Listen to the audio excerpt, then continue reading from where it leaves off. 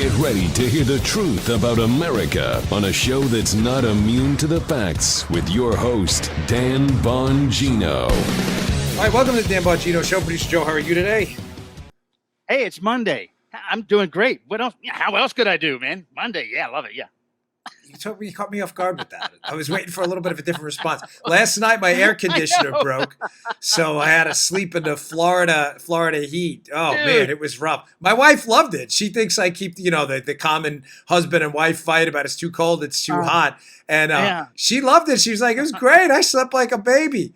My daughter my youngest creeped in there and put the old mattress in the room and and slept in there too. But it was a little hot. But I'm raring to go. Today is a really stacked news day, including, folks, a monster of a story from James O'Keefe's Project Veritas, which we're going to lead with today, which is sadly not going to surprise you. But Google executives caught on tape, basically saying, man, you Trump people, yeah, we got a surprise for you coming up. Yeah. Busted. Yeah. I also have, don't go anywhere during the show, I also have a video. It's a short video of Naval Ravikant, this gentleman, and it is the best 1 minute summation of socialism I have ever heard. Right? Wasn't it great? Don't go anywhere. I got that. I also got some stories about our buddy Surkov, the Russian disinformation guy, who magically reappeared this weekend in a story that has managed to circumvent any media at all. Surkov, yeah, the guy who gave Christopher Steele, according to his own account, information about Trump. Yeah.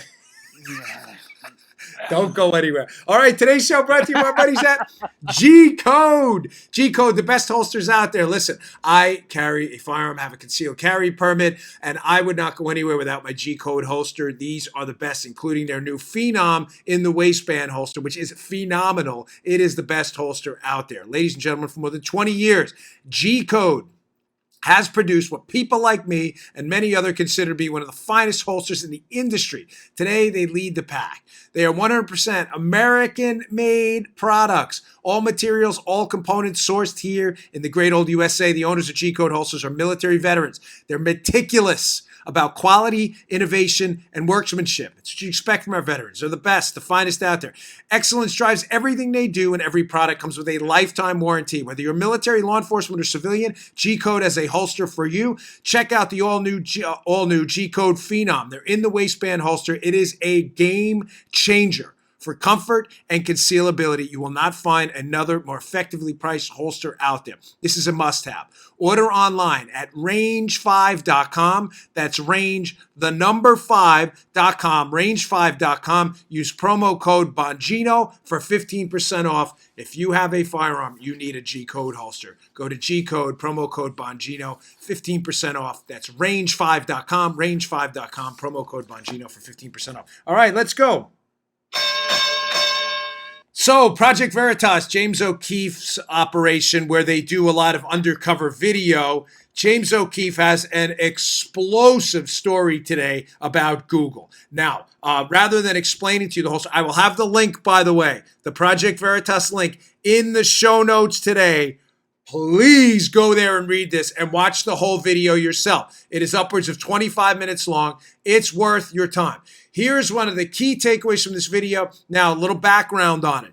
This is an undercover Project Veritas reporter at looks like a restaurant with a Google executive responsible for the development of their artificial intelligence, how that integrates into their search algorithms, and watch the language she uses when talking about the results of the 2016 election, where, of course, Donald Trump won. Pay particular attention to how this person in this position of responsibility at Google describes this. We all got screwed over in 2016. Again, it wasn't just us, it was like the people got screwed over, the news media got screwed over, like everybody got screwed over. So now we're rapidly being like, what happened there? How do we prevent it from happening again? Woo. What? Wait, what did she just say? So this is a senior executive at Google responsible for the development of artificial intelligence components that'll determine what comes up when you do a Google search. In other words, if you put in Donald Trump, does the first word that autofills and afterwards say Donald Trump sucks? Or does the first word say Donald Trump wins the 2016 election, Donald Trump's tax cuts have led to economic growth, Donald Trump's successful economic record? Ladies and gentlemen, these are real issues. understand what I'm saying. I know, listen, I Yeah. get it. I don't want to, I'm not dumbing down the content here. Most of you are familiar with how the internet works. But when you go to a search engine like Google, it will autofill suggested responses. I'll give you a funny one for me. If you put in Dan Bongino, one of the first things that comes up, right, Paula, is Dan Bongino's race. But I don't know. People, I guess they think I'm Hispanic or Filipino or black. I'm Italian and Irish. I'm, Yeah, I've seen that. Yeah. yeah, it comes up but I guess that's from just understanding how Google searches work. So my wife did for a living before we started this business here. She did websites and database development. Optimizing your search engine stuff. If a lot of people are searching for a term like Dan Bongino's race, it'll autofill that like a suggested response. This is a big deal. Because again, if you put in Donald Trump and the first word that comes up is colluded with Russia, all of a sudden you're going to get suggested responses that link to articles that are conspiracy theories. That Donald Trump colluded with Russia when he did not. It's a lie. It's a conspiracy theory fostered by media and liberal lunatics who want to degrade the presidency of Donald Trump. So now we have an artificial intelligence executive at Google who works with these algorithms suggesting that we got, quote, screwed over in 2016 and that they're looking to prevent this from happening again. Folks, this is a huge story that I hope I'm wrong. I hope I'm wrong. I pray I'm wrong. But I can almost guarantee you will avoid any mainstream media scrutiny whatsoever tonight. You'll probably see the story on Fox that does actual news. You'll see the story here where we're proud to do actual news. You'll see James O'Keefe out there. I put his link on the show notes, and I strongly encourage you to read it, Bongino.com. Also, if you join my email list, here's the piece, the title of the piece. If you just want to Google it yourself, you don't want to go to my website, it's fine too. Project Veritas, insider blows the whistle and exec reveals Google's plan to prevent, quote, the Trump situation in 2020 on hidden camera. The Trump situation? Ladies and gentlemen, this is an enormous story. Now, from the piece, there's another interesting quote. I can't play the whole video. It's very long, and I encourage you to watch it at Project Veritas's piece. But from inside the piece, this is another just amazingly awful quote from this woman. Quote, the report includes footage of longtime Google employee and head of responsible innovation. Isn't that a title? Jen Janai saying, quote, this is the Google exec, Elizabeth Warren is saying we should break up Google. And I love her, but she's very misguided. That will not make it better. This is a quote, by the way, all the likes. This is very Alicia Silverstone from Clueless. That will not make it better. It will make it worse. Because all these smaller companies who don't have the same resources that we do will be charged with preventing the next Trump situation. It's like a small company cannot do that. Wait, what? Come again? So she objects to the breaking up of Google, this Jen Janai person, because she's suggesting that if Google were broken up into smaller corporate entities, that they don't have the collective combined power to prevent the election of Donald Trump. Ladies and gentlemen, process what this lady said. This is a search engine. That's what Google is. Now, Alphabet, their larger company, has other entities that do different things. But Google.com is a search engine. Their stated corporate interest is to refine search categories. Not according to Jen Janai. According to her, one of their goals is to influence electoral outcomes. Sounds to me like collusion. No, we can't. Yeah. Time out. We can't say. Yeah, someone sent me a referee hat, Joe. Putting on the referee hat. Under the hood for review. So, thank you for this, by the way. You like that? So, red flag. Shame on me. I mistakenly thought Google was out there to refine search engines to make it easy for people to search knowledge and facts on the internet. Time out. Red flag. You are absolutely wrong. Google's stated search, it's to influence political outcomes, clearly. This is an enormous, it's a very definite. This is the very definition of collusion. Folks, Please read the piece. Again, I have it up at Bongino.com. Subscribe to my email list. I'll email it right to you every morning.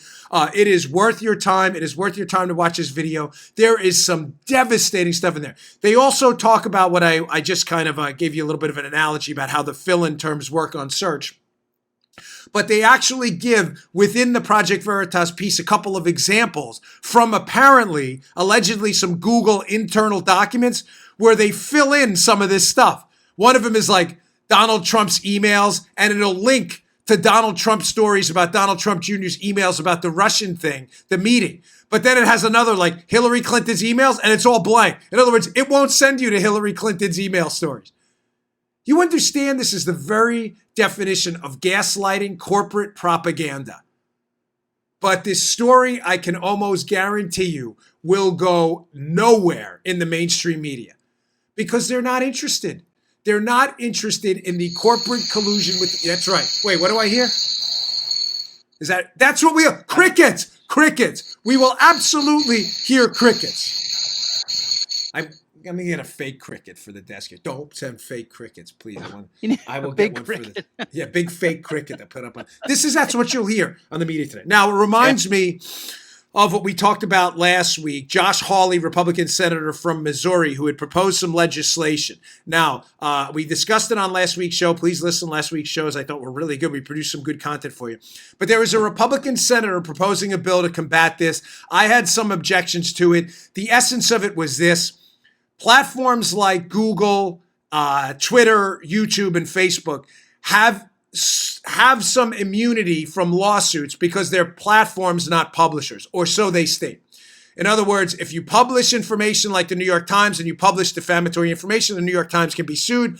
Twitter and Facebook and YouTube and Google say, hey, we're not publishers, we're just platforms. We can't be sued for the content because we don't put it up. We're an open platform. People tweet and Facebook. Got it? Okay, very simple.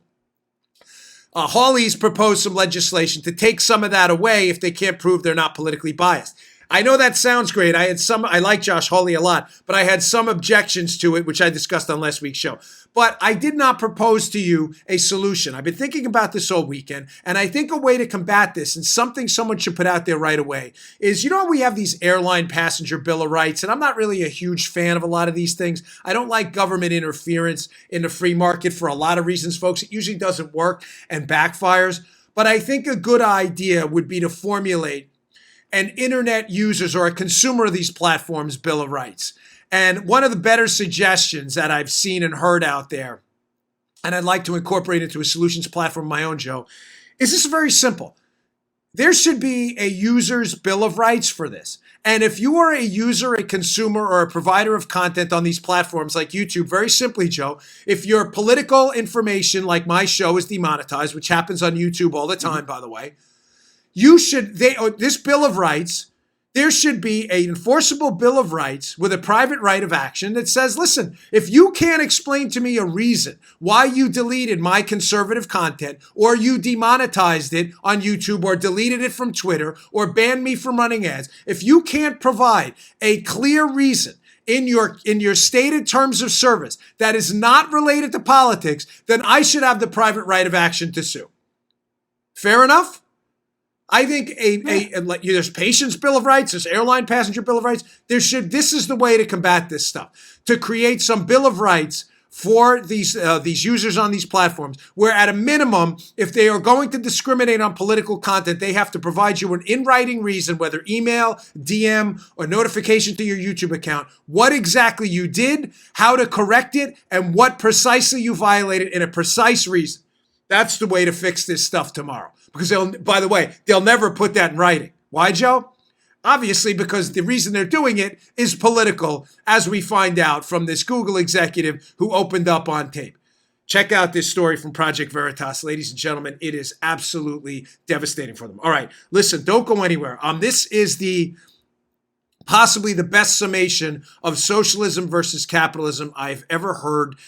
It is a great video. I'm going to get to that, but I want to lead off talking about Bernie Sanders first. All right, don't go anywhere. Before we get to that, today's show also brought to you by my buddies at Teeter. I just got off my Teeter. Go to teeter.com/Dan to pick up your Teeter inversion table. I use this twice a day. It's an inversion table. You get on, you secure your feet in, and you invert. And I get a Teeter just I get a teeter high out of it. I love it. It elongates my spine. It helps with my arthritis. I use teeter twice a day. I could not work out at 44 going on 45 at the degree I do without my teeter inversion table. Decompressing on the teeter inversion table for just a few minutes a day is a great addition to anyone's daily routine. Help maintain a healthy, active lifestyle. Helps for me, my arthritis. Helps keep your spine healthy. Decompress. Pull that spine out. Let those fluids get in there. Clean out the junk. I feel like a new man when I get off my teeter inversion table. Use it twice a day. 3 million people have put their trust in Teeter. They're the best known name in inversion tables since 1981. For a limited time, you can get Teeter's brand new 2019 upgraded model of the inversion table, the Teeter Fit Spine, with bonus accessories, Stretch Max handles, helps you stretch your spine out, an easy reach ankle system, plus a free inversion program mat with 24 stretches and exercises. The Teeter inversion table has thousands of reviews on Amazon. They're rated at 4.6 stars. And with this deal, you'll get $150 off when you go to teeter.com/Dan. You'll get free shipping, free returns, and a 60-day money-back guarantee, so there's absolutely no risk to try it out. Remember, get the new 2019 Teeter Fit Spine Inversion Table plus a free inversion program mat by going to teeter.com/Dan. That's teeter.com/Dan, teeter.com/Dan. Check this thing out, folks. It really is cool. I love it. I use it twice a day. It's made my life so much better. Really enjoy it. Okay, so before we get to the video, I want to put it in context of another ridiculous, outrageous proposal by crazy Bernie Sanders, who is going off the deep end every day. I heard, forgive me, I can't remember who said it on Fox this weekend, but it was really terrific. Someone on Fox this weekend said the Democrat primary is becoming, this was a great line. I wish I would have remembered for proper attribution. They said, the Democrat primary is becoming like a reverse auction.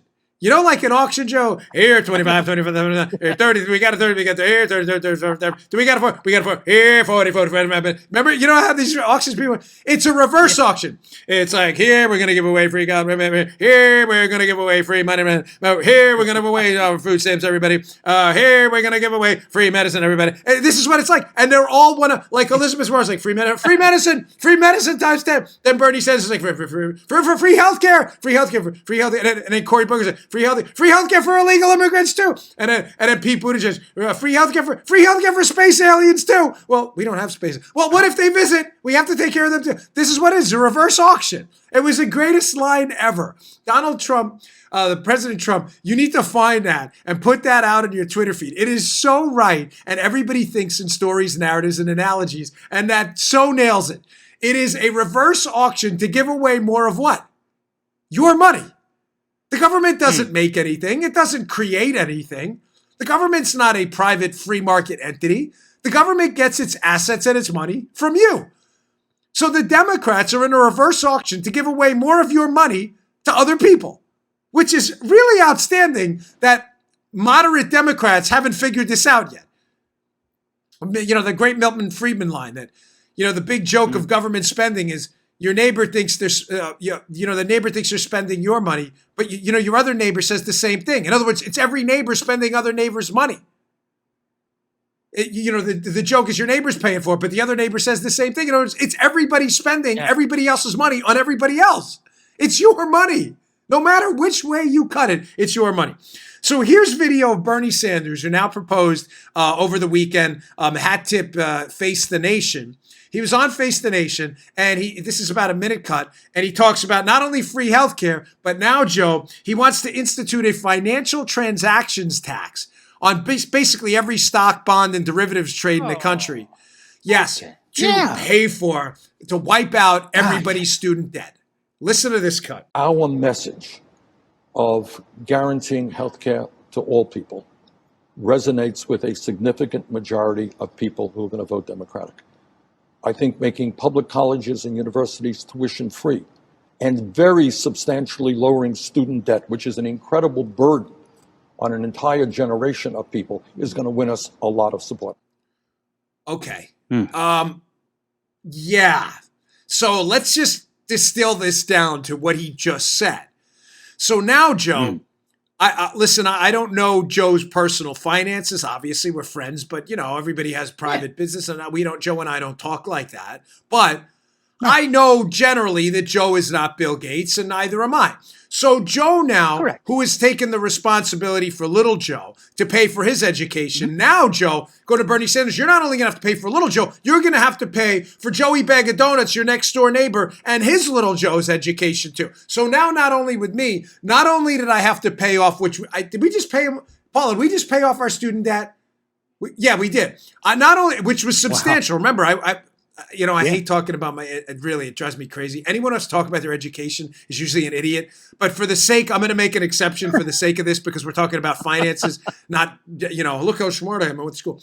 I did an MBA at Penn State. It was not cheap, folks. I'm not going to tell you what it was. You can figure it out online, but I promise you it was not cheap. I did a graduate degree at City University of New York, and I also paid for my own college, a bachelor's degree at Queens College. Queens College was reasonable. The City University of New York was reasonable. And, Penn State was expensive, very expensive. Folks, we do okay, Paul and I. We just paid that off. I'm 44. I'm not kidding. We just paid it off, maybe within the last year. I'm also in the process now I have a 15-year-old daughter and a 7-year-old. I am also in the process now, Paula and I both, of working a lot. I mean, listen, it's not a sob story. I love my job. I love my audience. But we work pretty hard. My wife was working all week. She was up last night. I wake up at like 2 o'clock in the morning. She's still up doing our QuickBooks and all that stuff. I'm like, what are you doing? Go to sleep. And she gets up at 6 o'clock, to take the kids to school while I put together the show. Not a sob story. We're proud of the work we do. We love it. Work is dignity. But it's hard. And we have to save money for our kids' education. So now let me get this straight. Bernie Sanders' program, which taxes all of us. You may say, no, it doesn't, Dan. It taxes financial transactions in the stock market. Folks, you are all touched by the stock market. All of you.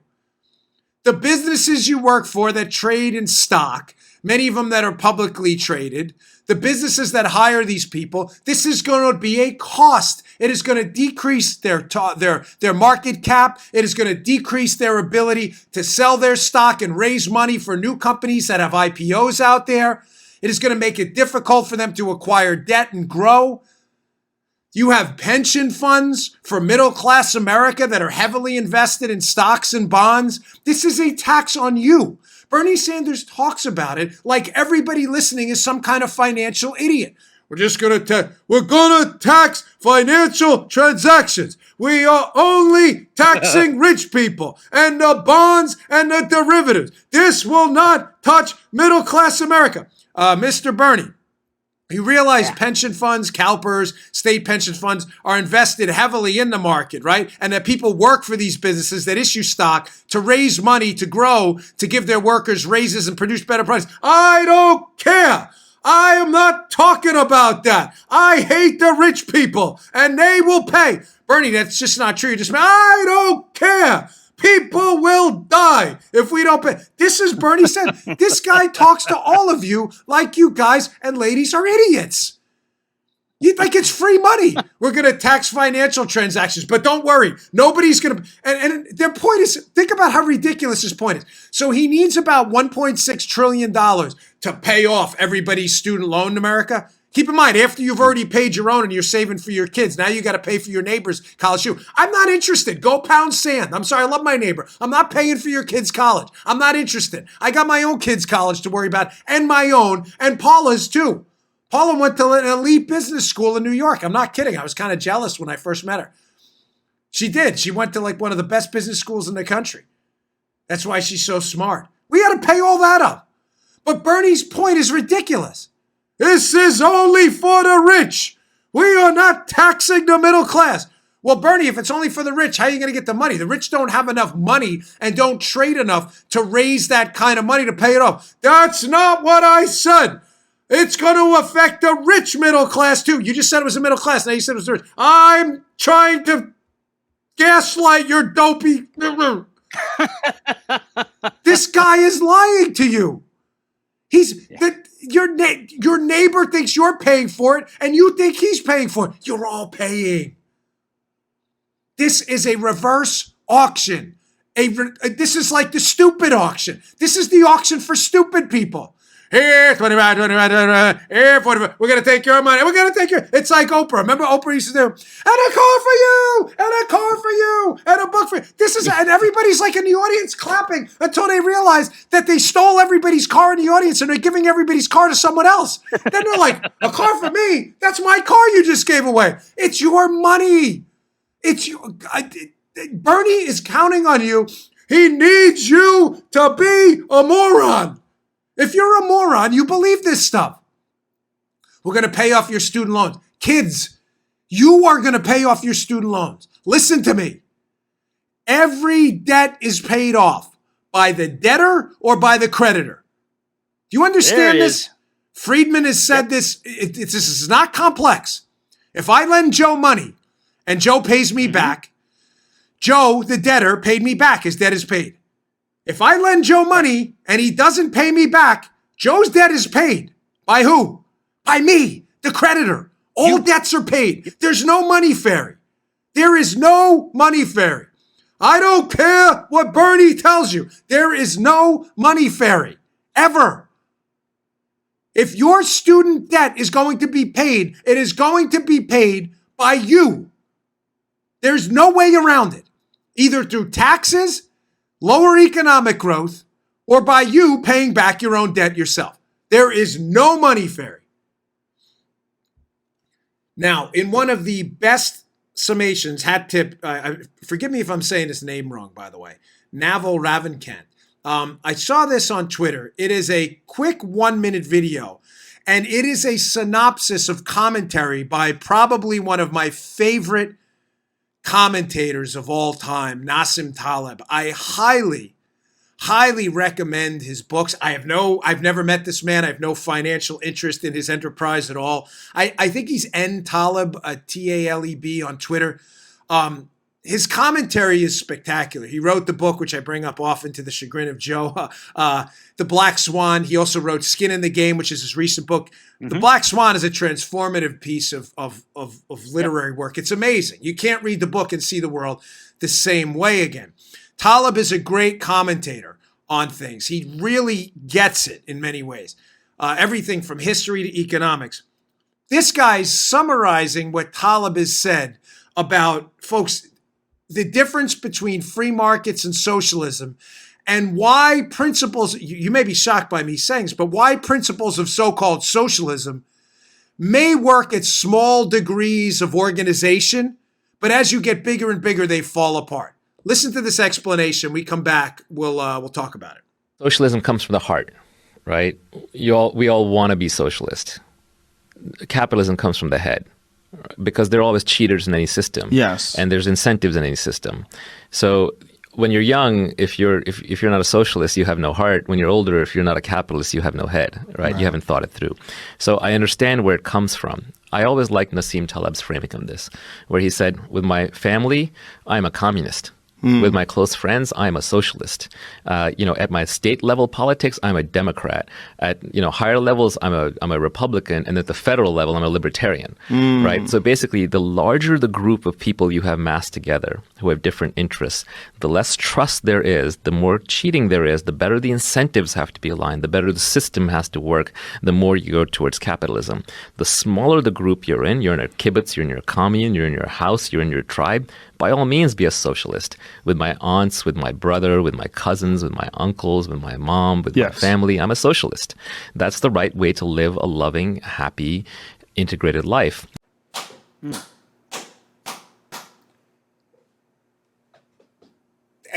Folks, I ask you a lot to share the content because I like our show. I love our audience, obviously. But I'm asking you to please share today's show and make sure people see that part.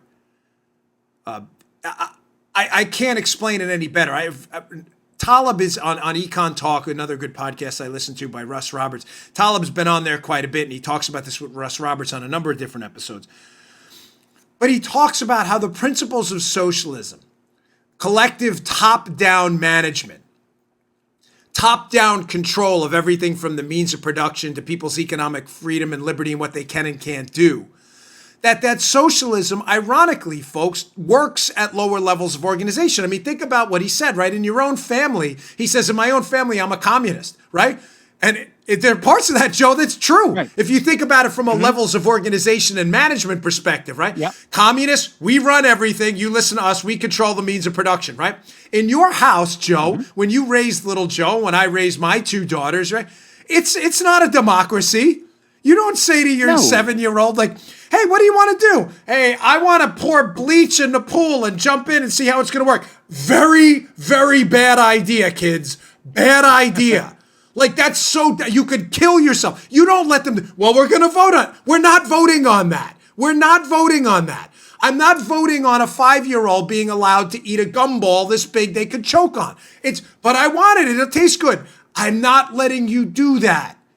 It is a top-down, hierarchical, upper-level management approach where me and my wife make the decisions and the kids listen, reminiscent of a communist regime. But why does that work in the family and collapse as the levels of organization get bigger and bigger? My neighborhood, my HOA, my town, then my county, then my state, then my government. Why don't those top-down rules work? Well, they don't work because of something we haven't brought up in a while, Joe, but I know it'll ring your bell. When you think about the principles of subsidiarity, you'll understand why none of this works as the organization gets higher and higher. Subsidiarity is problems should be taken care of very simply. It's a religious principle as well, at the most immediate level possible. In other words, I have a problem with the tree in front of my house, Joe. What's the immediate level of responsibility? Me and my wife, we own the house. With Democrats and liberals, it's like the federal government should have a tree management program. Why? I can handle this myself. That is the immediate level. Subsidiarity. Problems should be taken care of by the most accountable, directly responsible, immediate level people close to the problem. It just makes sense. But why? Why? Why does communism... And again, we're not talking about we're talking about as a top-down hierarchical, not the political ideology that's killed hundreds of millions. But why would socialism and that work at low levels of organization, basically me and my neighbors on the block doing a block party where we institute some level of hierarchy and someone organizes the block party? Why? Because subsidiarity are 2 things that matter: knowledge and accountability. Why does socialism work in my household where me and my wife are in charge and it's not a democracy? Because we have a knowledge issue. The knowledge issue is we understand our 2 daughters. We raise them. I know my youngest daughter. I love her to death, but I know some of her tendencies sometimes if, we don't play out a couple Barbie movies on the weekend. You don't play, she's going to cry. So sometimes we have to draw the line on the Barbie movie. Why? They voted on. My daughter wants to watch Barbie movie. It's not good for her to sit her in front of a screen for 6 hours, so we don't let her do it. Sadly, that causes some pain for her. But it's understood because my wife and I know my daughter will literally watch Barbie, what, Paula, for 6 to 10 hours straight, nonstop. She will never, that is bad for her developing brain. So we don't let her do what keeps her happy. Because we have a knowledge relationship with her. We have a knowledge issue that is a gap when it comes to the federal government. If the federal government mandates Barbie viewing and hours of it a week, they have no idea what works for me and my wife. Sometimes, hey, on a Saturday night, my wife and I want to have a few adult sodas. We'll put a Barbie movie on. Let my daughter relax a little bit. You don't let the government make those decisions. There's also an accountability issue. If I have a problem with the sidewalk in front of my house, I go to my HOA. Why? They know the sidewalk in front of my house because we all live here. They have a knowledge issue. They're attached to it. They understand the federal government shouldn't have to fix my sidewalk. I don't want to pay the federal government. Also, on the accountability side, if the HOA, which we vote in, by the way, in my neighborhood here, if they don't fix the sidewalk in front of my house, my vote makes a difference. Joe, probably 30, 40 people seriously vote in the HOA election in my neighborhood. Believe me, mine and Paula, our votes make a big difference. You don't fix, we had a management company in this HOA they threw out a little while ago. People didn't like it. They brought in a new company. It was as simple as that. Good luck with throwing the federal government out. There's an accountability that is not available at the federal level. Listen, my vote matters in the federal elections, but folks, do you really think my wife and I voting for Trump in the 2020 election is going to swing the election? The chances of that are a big fat 0. It's not going to happen. But my vote locally is accountable and matters a lot. My vote in Martin County elections matters a lot. You know, my vote when over in Sewell's matters a lot. It doesn't matter much in the federal elections.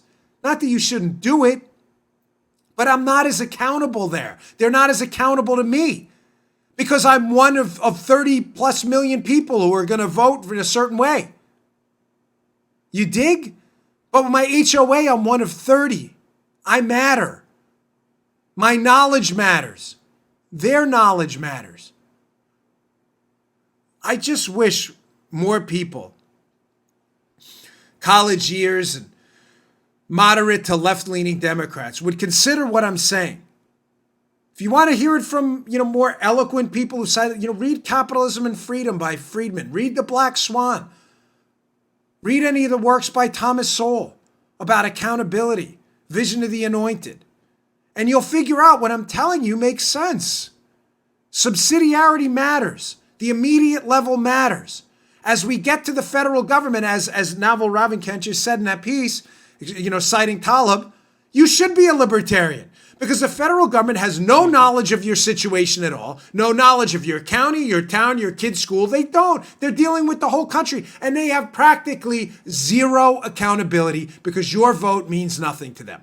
So why should they handle your problems if they're not accountable to you and they don't understand you? The answer is they shouldn't. But Bernie wants he wants to get involved in mandating the entire student loan market by getting you to pay off your neighbor's loans. Ridiculous. This is so dumb. Not to mention the cost and quality problem. Remember the fourth way to spend money?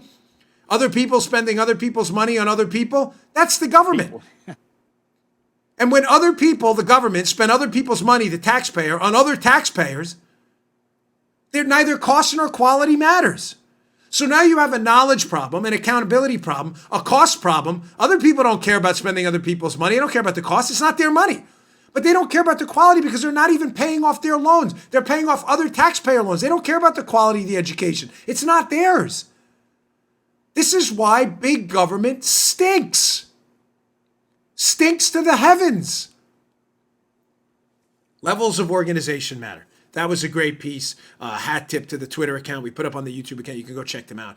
Check out the video, by the way, youtube.com/Bongino. Folks, please subscribe. I know they do everything they can to demonetize us, but it really does help. It's not about the money to me on YouTube at all. Believe me, they can go into a whole big show on that, as Joe knows. It really is about getting the message out there, and some people just find YouTube a little easier to watch the show. Please subscribe, though. It really matters. It helps people find our videos. youtube.com/Bongino. All right, don't go anywhere. I can't believe this connection was missed. I can't believe it. Big, huge monster story this week that came out about the Malaysian airliner that was taken down over Ukraine by a Buk missile.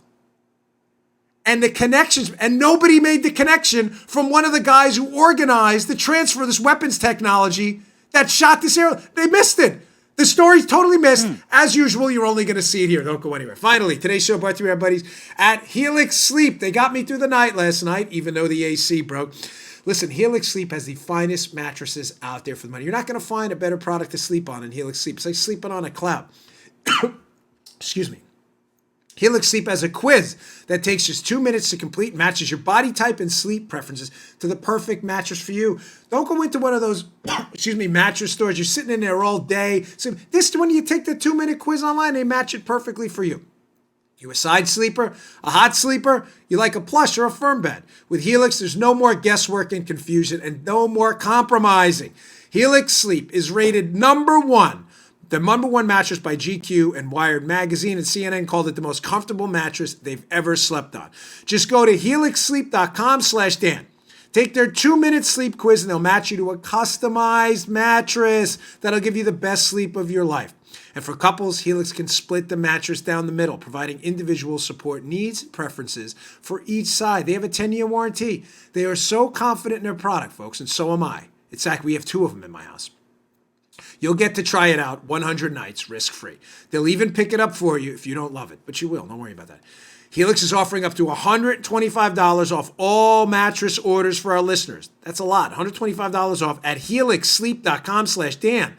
That's helixsleep.com/Dan for up to $125 off your mattress order. helixsleep.com/Dan. Don't waste your life sleeping on a garbage mattress, waking up all groggy. helixsleep.com/Dan, the best in the business. Okay. So I saw this story over the weekend at the Wall Street Journal. Many of you remember this tragic incident, 298 souls lost. There was a Malaysian airliner flying over Ukrainian territory. It was shot down by a Soviet missile.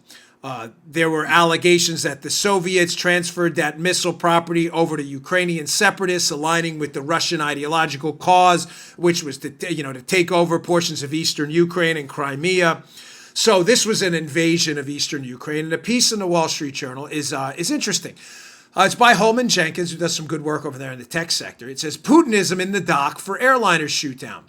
The Kremlin's chief ideologist is cited by Dutch prosecutors as providing the murder weapon. Dutch prosecutors are looking into this case. Who shot this Malaysian airliner down?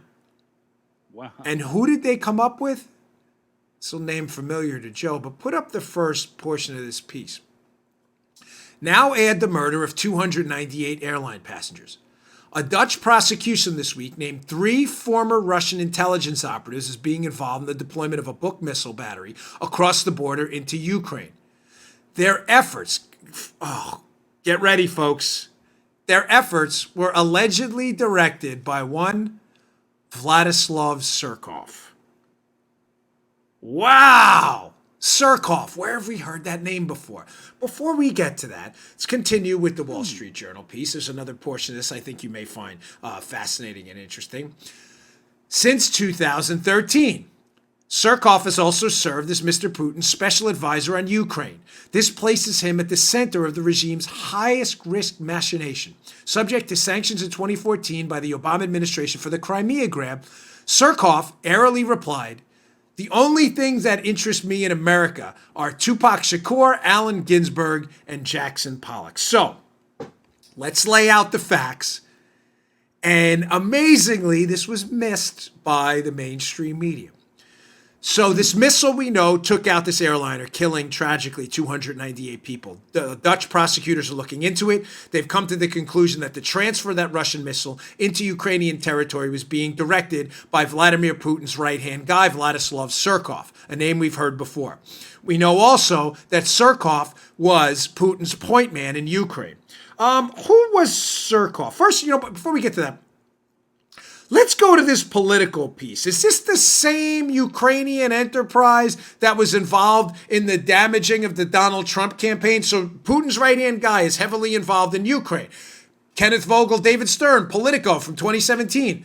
Ukrainian efforts to sabotage the Trump campaign backfire. Interesting. This piece has some great little nuggets in it about how information was transferred to Ukrainians, transferred on from those Ukrainians to Alexandra Chalupa at the DNC, who allegedly transferred them on to the media, and that information was used to attack Donald Trump repeatedly throughout the 2016 campaign. Sounds like collusion to me, Joe. Here's from the Politico piece. Ukrainian government officials tried to help Hillary Clinton and undermine Trump by publicly questioning his fitness for office. They also disseminated documents implicating a top Trump aide, that's Manafort, by the way, in corruption and suggested they were investigating the matter only to back away after the election. And they helped Clinton's allies research damaging information on Trump and his advisors, a Politico investigation found. This is Politico, a far left at times leaning website, which is reported as far back as 2017 that the Ukrainians were clearly 100% colluding with Democrat officials and Hillary Clinton team members to put out negative information on the Trump team, Joe, to damage them. That's the very definition of collusion. We now find out that Putin's point man, Vladislav Surkov, was the point man on Ukraine, the same Ukraine that was trying to damage Donald Trump. Surkov is also the point man on the transfer of Russian military equipment to Ukraine used to take down and shoot down a commercial airliner that killed 298 people. Where was the connection missed? Where else did Surkoff's name appear? Oh, let's look at this little note. This is cute. This is just a doozy. This, of course, is the note from Kathleen Kavalek, a State Department official who interviewed Christopher Steele, infamous author of the dossier. Christopher Steele was hired by the Clinton team to gin up information on Trump that turned out to be fake. Christopher Steele, look at the note yourself. This is Kathleen Kavalek's handwriting. Tells Kavalek of the State Department in an October 2016 interview, his sources are who? Look right underneath. We had that circled for another reason. Trubnikov, and right beneath that, Surkov. Oh. So just to be clear here, the guy paid by Hillary's team, who are working with Ukrainians to gin up negative information on Trump, by the way, Hillary's team, that is also paying another guy, Christopher Steele, who tells Hillary's State Department, well, John Kerry's at the time, but where she'd worked, tells Hillary's State Department and people who know her that one of his sources for the negative information on Trump is Surkov, the same guy involved now, according to Dutch prosecutors, with this transferring of weapons scheme used to take down and kill 298 people on a commercial airliner. Is anybody interested in this story? And hello, mainstream media. Is anybody out there interested in this story? Now, Surkov had this interesting little piece in Newsweek we covered 4 weeks ago when I was out in Los Angeles, where he wrote this in a Newsweek. This is a Newsweek piece of Newsweek. Vladimir Putin's advisor tells Americans, Russia interferes in your brains. We change your conscience. This is Surkov. Listen to this quote. Ladies and gentlemen, listen to this. Same guy working with Steele, according to Steele's own words, and same guy involved in this weapons transfer and the death of 298 people. He says, the illusion of choice is the most important illusion, the main trick of Western democracy especially. The rejection of this illusion in favor of the reality that everything is predestined will allow society to reflect first on our vision of democratic development, Surkov wrote. Foreign politicians talk about Russia's interference in elections and referendums around the world. In fact, the matter is even more serious. Russia interferes in your brains. We change your conscience, and there is nothing you can do about it.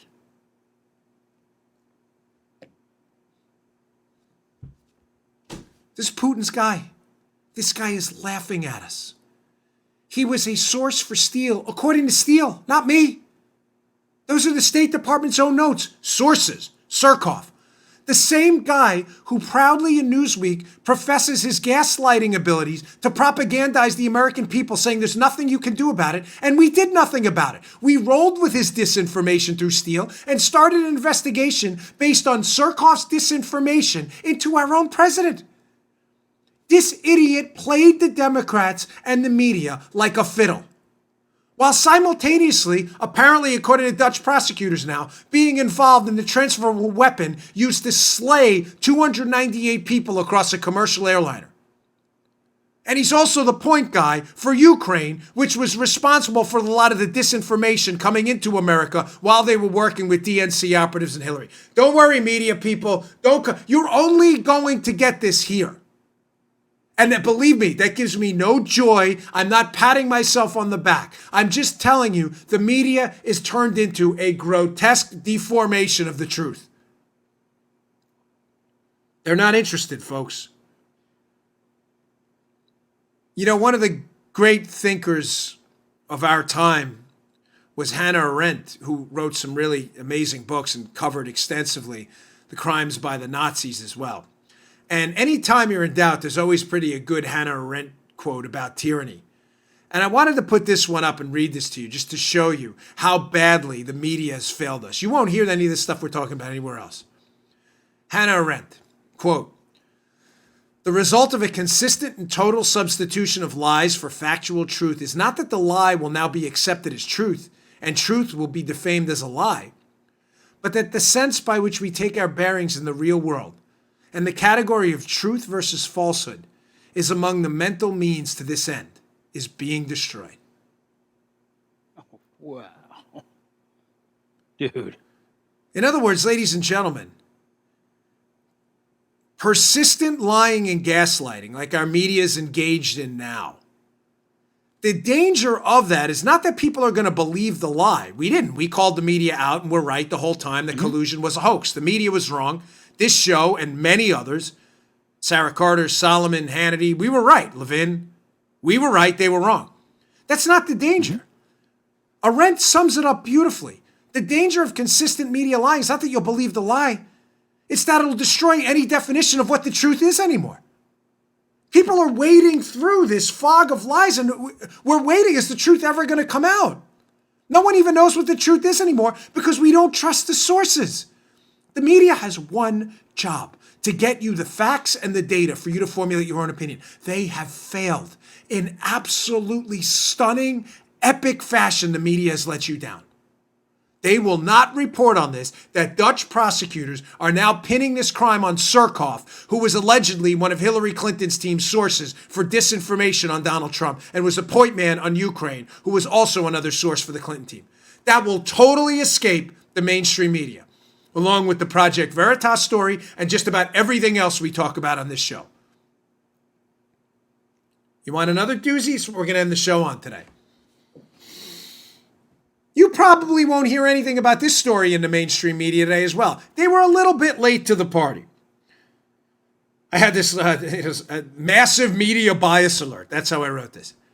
Have you seen this story about far-left radical Congresswoman Ilhan Omar? I have it up at IJ Review. Again, at the show notes. Please go to Bongino.com. Subscribe to my email list. I will get you these stories every day. By Madison Dibble. I'll send it out. It's up at Bongino.com. Please read it. Ilhan Omar, far-left radical congresswoman who's had some gross anti-Semitic comments. Omar faces questions after a report fails to disprove she married her brother to protect his immigration status. Huh? What? We're going to have to handle this one very delicately. Not for the reasons you think, either. Because it's a family-friendly show. That's why. Yes, sir. Yes, sir. From the IJ piece first, let's describe Ilhan Omar, her marriage history first. So, her marriage history is disturbing. Apparently, she married her brother to protect his immigration status. His name is Ahmed Hersey. So Ahmed Hersey's her. I'm getting confused. Ahmed Hersey apparently is her husband later. It's confusing. Here it is. Omar married Ahmed Hersey in a religious ceremony in 2002, but the couple never legally wed. So she and Hersey split in 2008. This is the congresswoman citing an impasse in their life together. The congresswoman then legally married Ahmed Elmi in 2009. This is supposedly her brother. The couple split in 2011, but did not legally divorce until 2017. In 2012, Omar reconnects with Hersey, and the couple have their third child. Omar then legally married Hersey in 2018. Ladies and gentlemen, the second snippet from. So you following this here? This is tough. Whoa. This is what this story's really about. Again, back to Hannah Arendt, when the media lies to you over and over. The media had this story. In 2016, a small Minnesota outlet, Alpha News, put together a report that alleged that Omar and Elmi were siblings and had only gotten married to game the immigration system. The report struggled to gain mainstream traction in the state, as reporter David Steinberg explained, and he did. He explained on his Twitter this week. This story was out there. Ladies and gentlemen, this is not even a story so much about Ilhan Omar as it is about our grotesque gaslighting, lying mainstream media that can't get anything right. Are you telling me with a straight face? I'll get to Omar's response in a minute too, which is disgusting. Omar trying to make this about race and Islamophobia because she doesn't want any questions asked because she thinks she's a benighted class now, Ilhan Omar. She's a Democrat. She's protected from all this stuff. Folks, this is more a story about media bias than it is about Omar. The Omar details are troubling, but they were already out in 2016. Why did the media ignore it? Ladies and gentlemen, because she's a Democrat. That's why. It's as simple as that. If this was a story about a female Muslim lawmaker who was a Republican, allegedly marrying her brother So to save him from her brother, I'm sorry if you have kids listening, you're trying to explain this to them, to save him from the immigration process, to then file taxes with him, to then divorce him, to remarry a guy you weren't legally married to in the first place. This would be front page everywhere, front page news, no less if it was a lawmaker with the profile, which is large, of Ilhan Omar. But they've had it since 2016. The Star Tribune ignores it. I want to end with her response because it's horrible, and it's exactly what you would expect from the victim class of lawmakers when they get called on their nonsense, only on the Democrat side. Listen to this statement. This is ridiculous. Prior to the publication of the Tribune report, Tribune, by the way, 3 years late to the story, her spokesperson released a statement on Friday saying, quote, this is so stupid. Whether by colluding with right-wing outlets to go after Muslim elected officials or hounding family members, legitimate media outlets have a responsibility not to fan the flames of hate. Continuing to do so is not only demeaning to Ilhan, but to her entire family. Listen, ladies and gentlemen, throw that statement right in the garbage. This is Ilhan Omar, desperate to not answer basic questions about an enormous political scandal on her behalf. And what does she do? She goes right to the victim stuff. We're going to call this Islamophobia. You go right ahead. You do whatever you need to do. If you, in fact, married your brother in violation of our immigration laws and then filed taxes, getting some kind of a benefit out of it, and then divorce him. If this happened, and we can prove this happened, then I'm sorry, but you need to resign from Congress and all of your fake victim charges go right out the window. This is a story. Don't be misled for a minute by this victim class nonsense Omar's putting out there that this is somehow anti-Muslim. This has absolutely nothing to do with your religion, whatever it may be. It has something to do with potentially malevolent behavior in the United States Congress and before, which needs to be handled. But again, the Star Trib, 3 years late to the story, would have been front page news anywhere else. All right, Stack Show today, folks. Please, I'm encouraging you to share the content. It's an important show. That Project Veritas, right, Joe? A lot in there. The Surkov story, you're not going to hear anywhere else. And this Ilhan Omar story, which is just hard to believe. I read it. I'm like, is this headline right? Check out the show notes today. And please, I humbly ask you, subscribe to our YouTube account. Spread the videos around as well. YouTube.com/Bongino. Also subscribe to the audio show. Apple Podcasts, you can subscribe on that, iHeart and SoundCloud. The subscriptions move us up the charts, and they are completely free to you.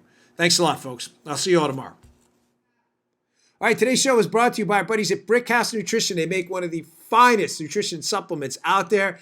Hey, here it is. Field of Greens. Field of Greens. Now, you'll notice that's empty. Why is that empty? Just like my bottle of Foundation, their other great product. I use this. This is the finest fruit and vegetable supplement out there. This is real food, Field of Greens. This is not cheap extract. This is real ground up, healthy fruits and vegetables, the key to a long, great, healthy life. Your cognitive abilities look better, feel better, perform better. Field of Greens, it's your fruit and vegetable insurance. I love it. Use the product twice a day. It tastes great. This is real, healthy, high-quality fruits and vegetables. Think of it as your fruit and vegetable insurance for a long and healthy life. Go to brickhousenutrition.com/Dan. Pick up a jar of Field of Greens. This is empty. I need some more because we use it, me and my wife too. Field of Greens, available at brickhousenutrition.com/Dan. That's brickhousenutrition.com/Dan. Pick it up today.